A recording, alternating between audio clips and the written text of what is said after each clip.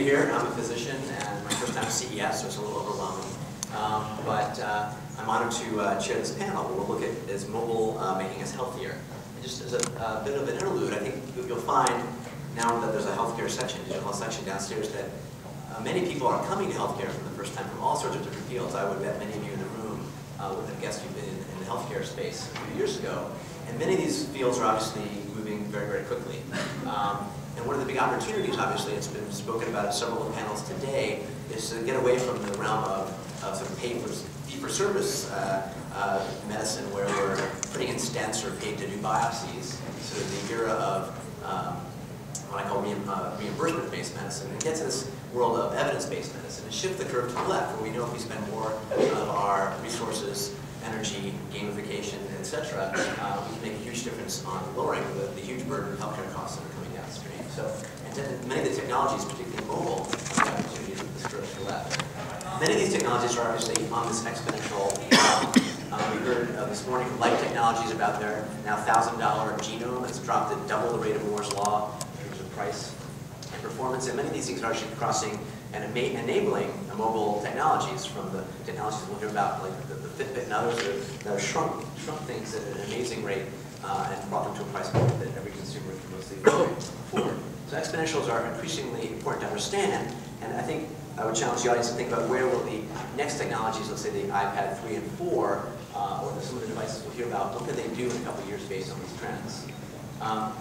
So many things are getting faster, smaller, cheaper, and better, and across the board these can be leveraged into healthcare. Obviously, I think the example we're all most familiar with in the mobile space is the phone. That used to be really cool. The next movie just came out, so it hasn't been that long ago that Mike was on the beach with that phone. And clearly now, the mobile phone as a mobile computing device is making huge strides. I would argue if you still have iPhone 1, you find that kludgy and old and only a few apps. We're now at over 17,000 different apps that are health-related in the iPhone and Android stores. And they're not just, for the consumer or the patient, they're being used as education devices in medical school. Every medical student at Stanford, where I'm based, gets an iPad on day one. And so those tablets are sort of changing up medicine as educational platforms. As mentioned, I sort of had a fun hat to wear during the summer. I chaired the medicine track in a new program based at NASA Ames in Silicon Valley called Singularity University. It really focuses on taking people out of their normal domains and cross-training them. It was co-founded by Ray Kurzweil, the well-known inventor and futurist. Peter Diamandis, a physician who started the X Prize. And what we do is take people from across different fields in AI, robotics, nanotech, biotechnology, medicine, space, energy, computing, and look at where things are heading, particularly in how they can be leveraged together to address major problems, whether it's pandemic disease, for example, or poverty or obesity.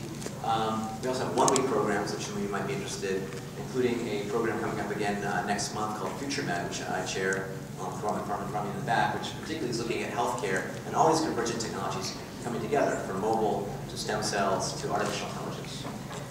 So briefly, again, mobile is exploding, and the number of apps are exploding. And I think one of the interesting things we're seeing here this year, in particular, is the integration of devices and mobile and the ability to communicate to the cloud and layer on things like artificial intelligence. You heard from the founders of Tighe Matrix earlier, and they just got this finally FDA approved in the United States, and the ability now to collect mobile data, see it, gain inference from that, and share that with yourself and your clinical team is increasingly important.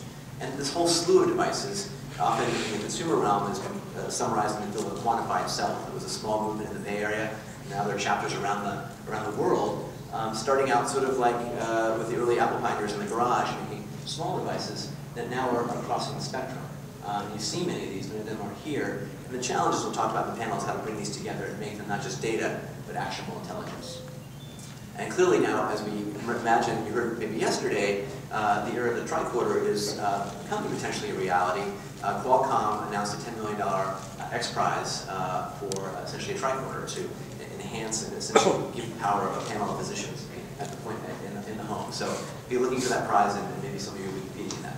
So in summary, from my perspective as a clinician and innovator, I see mobile really starting to empower the individual in many ways that we've heard about today, enabling the clinician, potentially start gaining insight from the data and the information, not just the data that's being provided by mobile, and to improve a whole realm of technologies, from the way we do clinical trials, the way we can track particular diseases, chronic diseases, and importantly, prevent things. So I think from my view, we can enhance wellness and be very preventative through these.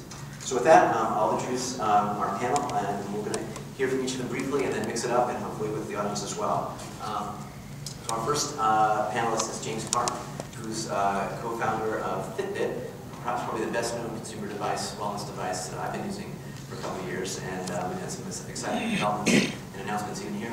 I'll let James take it from here. So, James.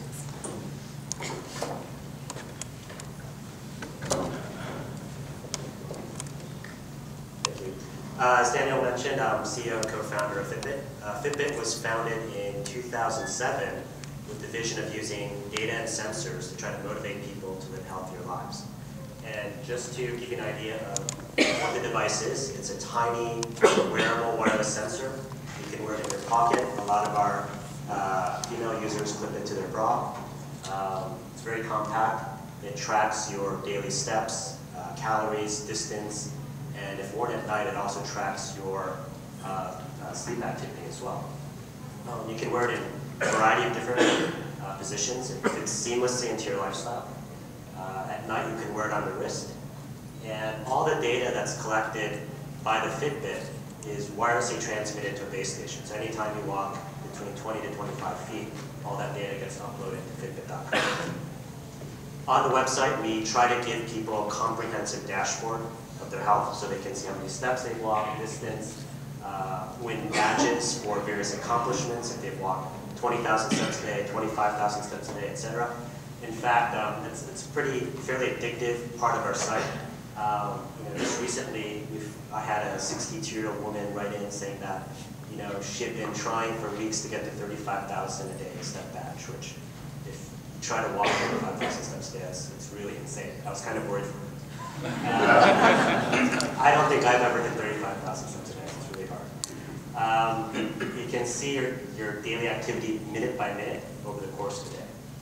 At night, you start to see very interesting things about your sleep patterns as well. So we tell you when you fell asleep, how long you slept, how many times you woke up throughout the night. And we've had a lot of users, and again, this is not a medical device, but we've had a lot of users who've worn the Fitbit, said that, hey, the Fitbit told me that I've woken up 45 or 50 times a night, but I don't remember any of those. They go to the doctor, they show the results, the doctor refers them to a sleep lab, and lo and behold, they have some sort of issue. They get a CPAP machine. Things are great. We try to use a lot of motivational elements on the website. Right now, I would say that we're still in the infancy. We have a lot of leaderboards where friends and family can compete in a variety of different activity metrics, like who's walked the most steps for the week, distance, calories, etc. You can win daily badges, cumulative badges. I think with our new Ultra device, you can actually count the number of floors you've climbed as well. There's an altimeter built in. And our leading users right now, after 3 months, have climbed about 8,000 floors. Lots of insane climbers. All this data is accessible on the web and on our mobile apps as well. We have a native app, iPhone app, and an Android app coming out soon. User engagement is really intense on Fitbit. Our users get rapidly addicted to the device. Almost 2/3 of our users log in at least once a day. I have to say that about 14 to 17% log in over 7 times a day, so they're constantly clicking on that dashboard. And what we've seen is for users who are sedentary and define sedentary as walking about 2,000 to 3,000 steps a day, when they start using their Fitbit, they, within a matter of weeks, are about 43%. Our story is not just about consumers as well. We are a very popular selling device. I think we're the #2 or 3 pedometer on Amazon, within the top 50 selling products in the entire health and personal care category on Amazon, along with diapers and razor blades and all that. But there's a lot of companies who also see the benefit in using sensors and devices to lower their own healthcare costs. So this is a sampling of some of the companies who are using the Fitbit in pretty large deployments across the country. Thanks. So, count my steps across the stage. And it's fun because you have one, and you want to like get to 10,000 steps. One of the things you mentioned, that little flower that grows up, you can kind of set goals, and sometimes you'll climb the extra set of stairs, you'll take the longer walk than usual to hit your goal, and those little small changes make a big difference. Our next speaker is actually going to switch over to the president, right? Is the CEO of MedHelp, which has a plethora of really interesting apps on multiple platforms. And I think it's another example of someone who moved from a different world, I think the financial world, to make a big impact in health. So let's hear from Souza from MedHelp.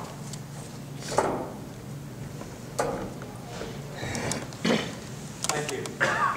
I'm the CEO of MedHelp, and we're the largest online health community and leading provider of mobile and online health applications. Now, there are a lot of sites online that give you health information that tell you what diabetes, what asthma is, or any of the other conditions. But what we've done is we focus on how does it apply to you. We focus on delivering personalized health information, so that if you find out you're pregnant and that you have another condition, diabetes or some other one, how does it apply to you? So we built a full platform to deliver that. And the way we do it is through three different things. We have communities on the site, we have experts, and we have data. Now, on the communities, we connect people. We have 12 million monthly users coming into our site and connecting around conditions. We have experts. We work with many of the top hospitals, with 7 of the top 10, all the Johns Hopkins, Cleveland Clinic, National Harvard, where you can go through and actually ask your personal questions to the doctors for free. Very unique resource on the site. We're not going to focus on those. If you want to talk about that, I'm happy to talk about them later. I'm going to focus on the data aspect. So what got us into the data aspect is we went to our users and a lot of interest around PHRs. As we asked our users, are you interested in PHRs, what can be delivered to you? And we got back this resounding message. We're actually not interested in PHRs. So it came like, okay, that's not a very compelling value proposition. What they wanted instead is they said there are conditions that we care about, and can you help us with those conditions? So what we did is we worked with them and our doctors to create a full suite of online health applications across about 50 different conditions. Now all these are connected with each other and you can go through and use them. But for example, if you go through and track your pain, you can go through and track location, intensity of pain, and then go back to your doctor and play it back to your doctor like video. And the doctor can very quickly see what has happened to your pain over the time. Or if you're going through and tracking, say, diabetes, you track your diabetes, and it'll actually give you these dashboards that you can take your doctor and again tell them what's happening out there. What's interesting is on the back end of this, all this data goes back in and feeds into a PHR. So our first realization is that the PHR is not what people want, but it's the outcome of doing what they want. And so we went through and did that. So after going through and doing this, I'd like to tell a quick story. I went over on a trip to India, and there was an Indian who took a rickshaw and asked the driver asked me what I did. I said I work at a company called MedHelp. He goes, "They had a very nice site." And he goes, "Yeah, I use it all the time for my phone." So he showed me. So he goes, pulls the rickshaw, which shows me how he accesses the phone from the site. And it was a big revelation. So I go back to the company and tell everybody, we've got to go and start doing a mobile optimized site here. And they're all skeptical. Go do a trip to India and come back with these great ideas. But we went through, this is a few years ago, we went through and did a mobile optimized version of the site. Our site started, the traffic started growing very rapidly, but the data entry grew exponentially. So with that, we went through and we started building a full suite of condition-specific applications across both the iPhone and Android platform. And there's a lot of different applications there. There's some very important learnings. One is for us, the applications have to be functional. And this is a sleep app that you go through. You use it as an alarm clock, and what it does after a while, it shows you sleep patterns. But then you can go through and into your medications, caffeine, exercise, and you start seeing the correlations with that and sleep. The second thing is they need to be medically relevant. So we're actually working with all the doctors to go through and give you apps that actually meet software doctors. So you go through, it tells you this is a mental health app, it tracks all the medications, what's influencing it, see how effective it is. The third thing is the apps have to be engaging. So this is a pregnancy app, it gives you all the pregnancy information, it tracks all the weight symptoms, but it has a great baby bump gallery. And you know what, it's incredible how that brings people back. They take the pictures, they have competitions, they choose the top baby bumps. But in reality, if people don't use this, it's completely useless. So you have to find out what it is that gets them engaged to come back, because then you can get the information that's medically relevant to the doctors.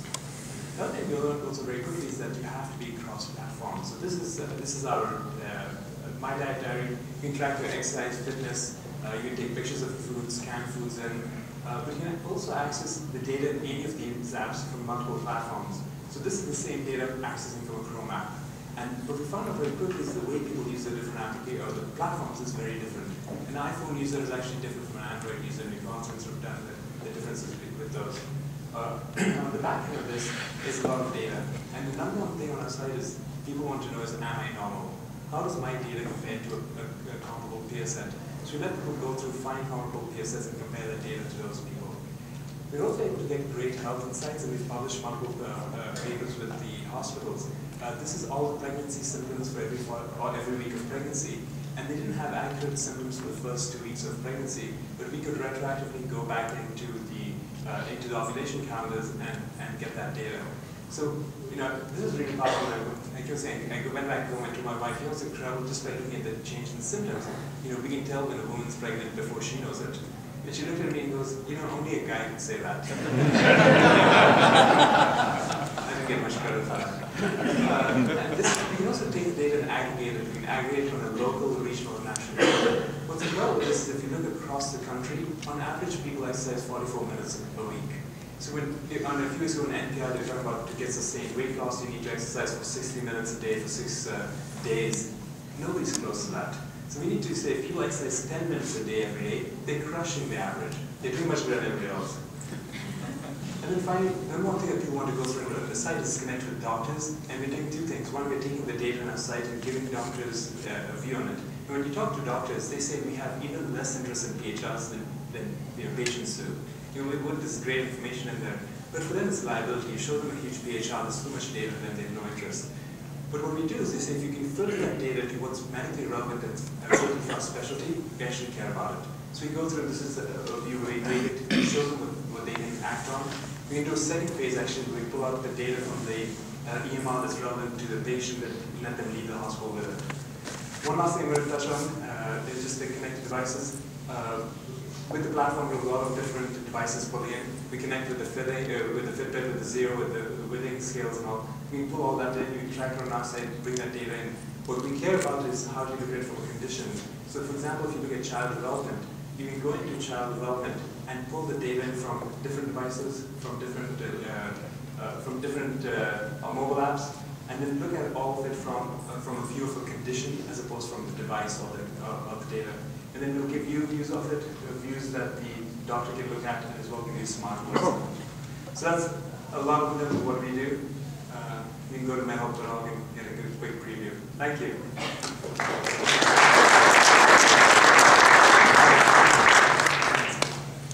And I would say from the perspective of a physician, those sorts of apps, when we take them from being pure consumer and tying to the clinician, and start giving you those feedback loops. So I want to find out what my patient's blood glucose or blood pressure is doing. Those things can be very valuable in tuning things up. So our next speaker is Bud Flagstad, who's the Vice President of Strategic Initiatives at UnitedHealth Group. And you might notice downstairs that UnitedHealth Group has a huge presence here, and I think it's really indicative of the importance of now particularly getting United Healthcare organizations and payers into this. So Bud's going to give us his perspective. Thank you, Danny. Hi, I'm Bud Flagstad. We're new to CES in a big way. Hopefully you got a chance to see our booth. Really excited about being part of this. Can you guys hear me okay? Because I don't want to stand behind the podium. I want to keep moving because I have a Fitbit on and I want to play cards. I have to get to my 10,000 steps right. Funny story, yesterday I walked 22,000 steps with my Fitbit. That is why I have these shoes on. Because I was wearing dress shoes yesterday. And I got to tell you, I had to crawl to my room last night. And so I said, I got to wear these shoes. It's going to look real cool on stage. So here I am. So UnitedHealth Group, I just want to kind of give you an awareness of who we are. UnitedHealth Group has 2 companies, Optum and UnitedHealthcare. And it's very important to kind of talk about both of them because they're both very different, but they work together. Optum Health is our health services company. Great company. They've got a lot of great offerings that I hope you'll learn about if you come to our booth. I hope you do. And they've got a great solution that I'm going to show you a little bit about called Optimize Me. UnitedHealthcare is our benefits business. Together we serve 78 million Americans in the United States with their healthcare. They trust us in that, and that's really important to us. In addition to that, we have 730,000 physicians in our network and over 5,000 hospitals that we work with. So a really relevant group of folks that we work with and we really like to partner with. So let me move on to some slides. That's boring. Okay, so on average, Americans spend 2.7 hours a day socializing on their mobile device. So think about that. And I want to bring that into this discussion as well. not only do we need to collect the data, but we have to figure out how to make it a social interaction with our members. So in my own personal case, we're doing so I work in the innovation and R&D team at United, and we try experiments on ourselves. And some of them go really well, and some of them go very interesting. Right now, I'm working on one called Weight Loss in a Box. And it's a social solution using the FitBit, Optimize Me, our application that I'm going to show you, and then Lose It on top of the Why Things Scale as well. So we're tying all this stuff together. But most importantly for me is it's social. I'm working with my coworkers. They're urging me to move forward. They're urging me to do better. I've lost 15 pounds in less than a week and a half. For me, that's a big deal. So thank you. And Daniel's question is, or the question about the discussion here is mobile making us healthier. Well, in my own personal case, I happen to be a type 2 diabetic, diagnosed in 2007. And I started using Philips Direct Life back then when my A1Cs were real high. And I used that device to actually understand how much I was exercising. And it helped me move my A1C down from in the 9s, high 8s, low 9s, back down into the 6s. So it was absolutely helpful for me. We're learning more and more from more and more studies. We're doing studies ourselves, so I think there's a lot of value in it. But again, the social component to me is a really important part. 91% of mobile internet access is there for socializing. Think about that. Even on your computers, it's only 79%, but we're all using our phones to check Facebook. How many people have sent pictures to Facebook of cool stuff they've seen at CES? Yeah, come on, more you got to be involved in that. And we think mobile is extending the individual's reach, and we have great solutions in the background, like our eSync engine, part of Optum Solutions, ultimately allowing us to drive data from the Fitbit and others in there to help people make healthier choices, giving them the information to understand better about how they can make healthier choices for themselves. And the social interaction, again, have I said social enough? That's how important I think it is to really make these things stick. And for us, social, and what you heard from Grant probably before us, tremendously valuable in our opinion. And we're adding gamification as well. You know, from our perspective, what consumers do need from us is health achievement. So that came out of a run through New York, and I didn't actually run. I only run if something's chasing me and that's bigger than me. But in this case, it was me and my team, and we were doing some innovation stuff, and we were earning badges on Foursquare, and it became a competition to see who had the most mayorships and the most badges. And so we would walk, and I walked 27,000 steps thanks to my previous version of the Fitbit, and bought new shoes the next day. But I achieved badges, and it's a continued competition with my team. So we built badges into Optimize Me to help people achieve goals, and we believe that's very important for health achievement. On top of that, we think system navigation is really important. So we're now building an application for our benefits side of the business to help people find things in healthcare easier. It's a little confusing out there, right? Our goal is to really simplify that and create what one of our customers, our big customer, said, I need a GPS for healthcare. And so we built Health for Me, which will be done at the end of January, and that's going to help our members get navigating through the health system. And again, across the bottom, you see social. You're going to see more and more social in our business. Really, really important. The Health Achievement Optimize Me, we've integrated with FitBit. We're working with Why Things and others, and certainly partnering with Lose It as well. We think they have a tremendous platform to work with. So we as a company are working with them and are making commitments to work with them. So, last but not least, our friends Lose It, certainly 7 million pounds of body weight. I feel like I've done that in my lifetime. CareSpeak, another partner of ours that we're working diligently with to take advantage of as part of our overall solution. And wireless-enabled ICDs and CRTs have mortality rate in clinical trial of 100,000 patients. We think that's really important data to share. So that's UnitedHealth Group in a nutshell. I hope you come by our booth, and I hope you enjoy what you see. Thank you.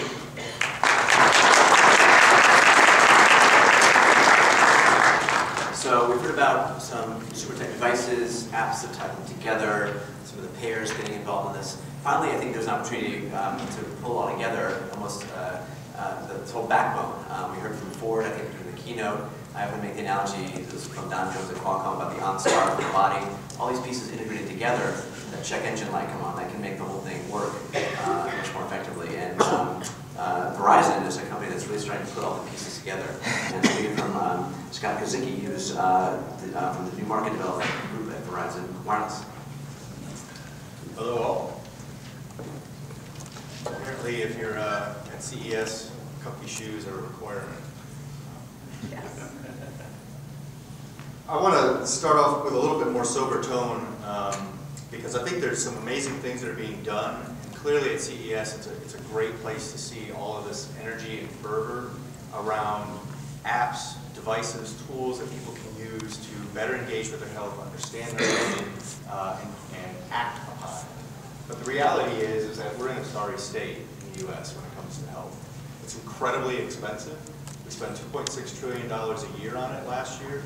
Almost half of that was on just managing chronic illnesses, things like diabetes, high blood pressure, asthma, things that are lifestyle diseases, we like to call them, where you have a choice as to whether that's going to happen to you or not. The other somber thought there is it's incredibly difficult, even still, to get access to quality care. The average wait time to get an appointment with a physician in the U.S. is 20 days, and in some markets like the East Coast, it's 40 days. So we looked at those two things and we thought, what can we take out of our big red bag of tricks to help improve those things? Not just financially, but from a clinical and health status perspective. So there's been tremendous advance. We've seen all these great apps. The show is full of amazing things.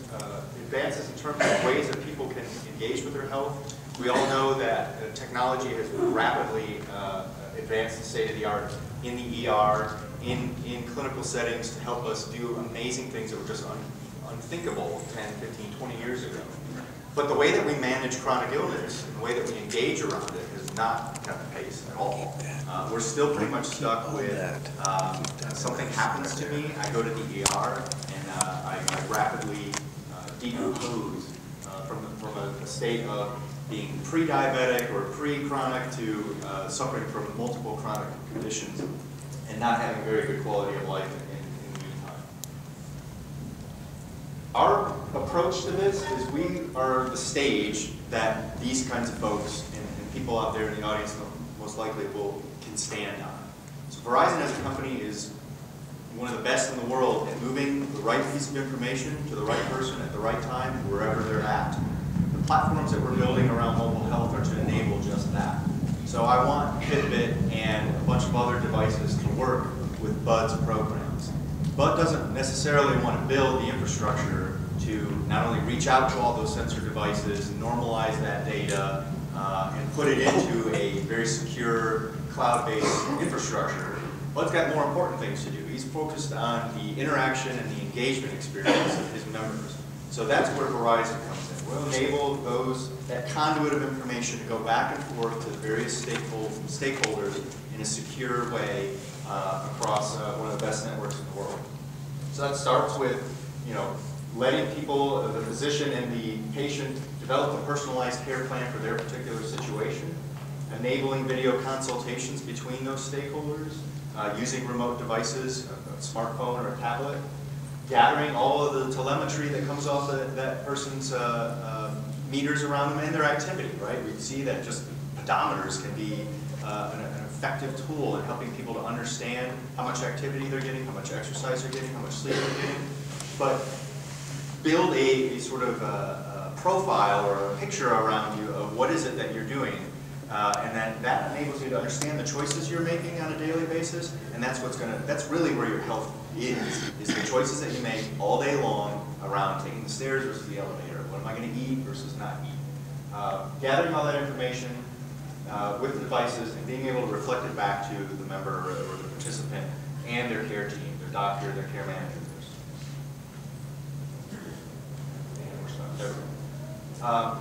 So I mentioned that what we really bring is the ability to move that information back and forth. I'm giving the member and the clinician tools to interact with that information.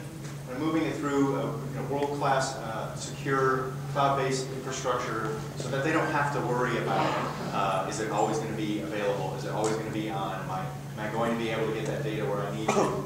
And putting it into context that each of the stakeholders can act on it, right? I don't necessarily want to take all of my glucose readings to my doctor on a quarterly basis and say, look, this is what I've been doing for the last 90 days. What the doctor really cares about is, have I had any adverse events or impacts? And then where am I trending relative to my care plan? Am I doing better towards my care plan, or do I need a little bit more nudging, coaching, assistance to get to those goals? So it's not just about moving a piece of data from point A to point B, it's also reflecting that or factoring it in a way that that person, that stakeholder can act on. And that's really what we're focused on with our platforms. I'll give you an example. Disease management is a not new concept, but in terms of mobile, I think it can be very, very powerful. I talked about the incredible cost of chronic illness on our economy and our society in general. Well, using all these devices, if I'm a diabetic or I suffer from hypertension, I can get a reminder on my phone in the morning, hey, make sure you weigh yourself. Make sure you check your glucose before breakfast. Make sure you take your medication. And then those devices are going to help me verify that I did those things.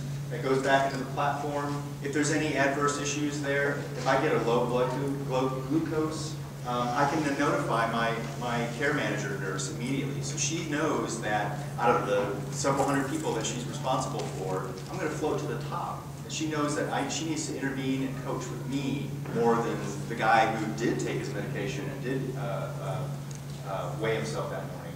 And that feedback loop moves back and forth so that I get a better understanding as the patient of how my choices impact my health, and I'm getting the appropriate attention and intervention from my care managers and other stakeholders when I need it. It's not a burden to me, it comes when it's appropriate.